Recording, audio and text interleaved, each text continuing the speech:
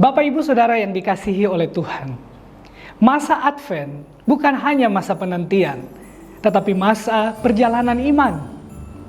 Sebelum ada lagu Natal dan perayaan Natal, dimulai dari langkah kaki.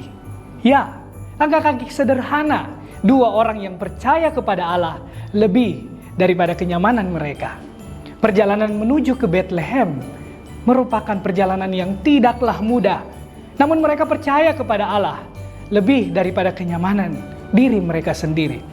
Firman Tuhan hari ini dari Lukas 2 ayat 4-5 berbunyi, demikian juga Yusuf pergi dari kota Nazaret di Galilea ke Yudea, ke kota Daud yang bernama Bethlehem, karena ia berasal dari keluarga dan keturunan Daud, supaya didaftarkan bersama-sama dengan Maria tunangannya yang sedang mengandung.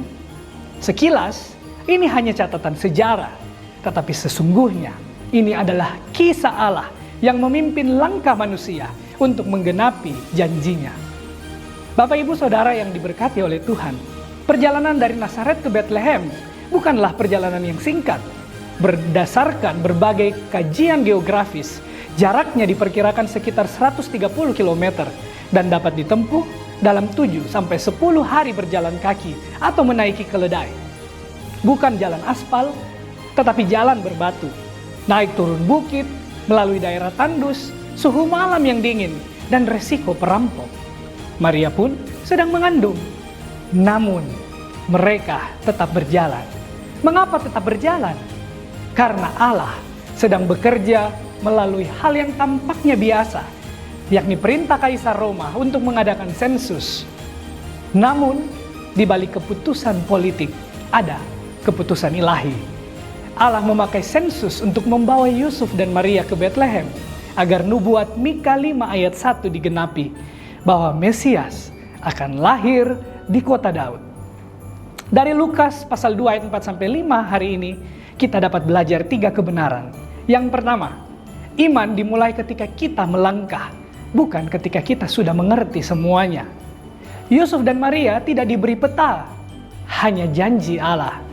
Demikian juga kita, sebagai orang percaya, beranilah untuk melangkah, bukan karena kita sudah mengerti, tetapi karena kita tahu dengan siapa kita melangkah.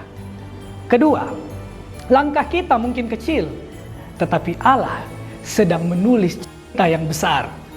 Yusuf mungkin hanya berpikir ia sedang memenuhi aturan sensus, tetapi Allah memakai langkah itu untuk menghadirkan juru selamat.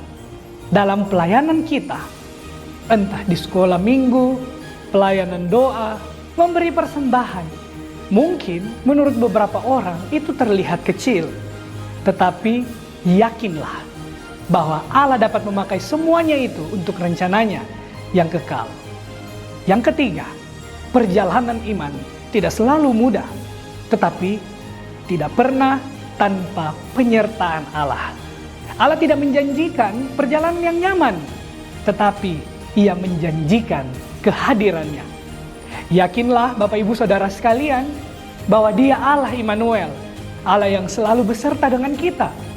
Contoh nyata dari perjalanan iman ini dapat kita jumpai dalam sejarah Gereja Kemah Injil Indonesia. Seorang hamba Tuhan bernama Robert Alexander Jeffrey meninggalkan kenyamanan hidupnya di Kanada. Keluarga berada, pendidikan tinggi, masa depan terjamin. Tetapi ia mendengar panggilan Tuhan untuk pergi ke Asia. Ia berlayar ke tempat yang belum dikenal, Kalimantan, Makassar, Toraja, yang menghadapi keterbatasan, penolakan, sakit penyakit, bahkan meninggal sebagai tawanan.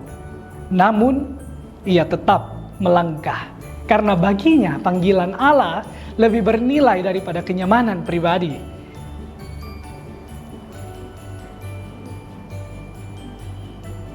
Melalui langkah iman seperti itulah Tuhan menumbuhkan Gereja Kemah Injil Indonesia. Gereja yang hari ini kita layani dan hidupi, sama seperti Yusuf dan Maria, menuju Bethlehem. Karya Allah selalu bergerak melalui kaki orang-orang yang mau taat berjalan. Masa Advent mengingatkan kita sekalian bahwa Allah sering memulai karyanya dengan perjalanan. Dari Nazaret ke Bethlehem, dari kenyamanan menuju ketaatan, dari hati manusia menuju rencana kekekalan. Bapak Ibu Saudara sekalian, kiranya di masa Advent ini, setiap jemaat Tuhan dan para pelayan hamba-hamba Tuhan Gereja Kemah Injil Indonesia memperbarui langkah, bukan karena jalan telah mudah, tetapi karena Immanuel, Allah beserta kita, berjalan bersama dengan kita. Amin.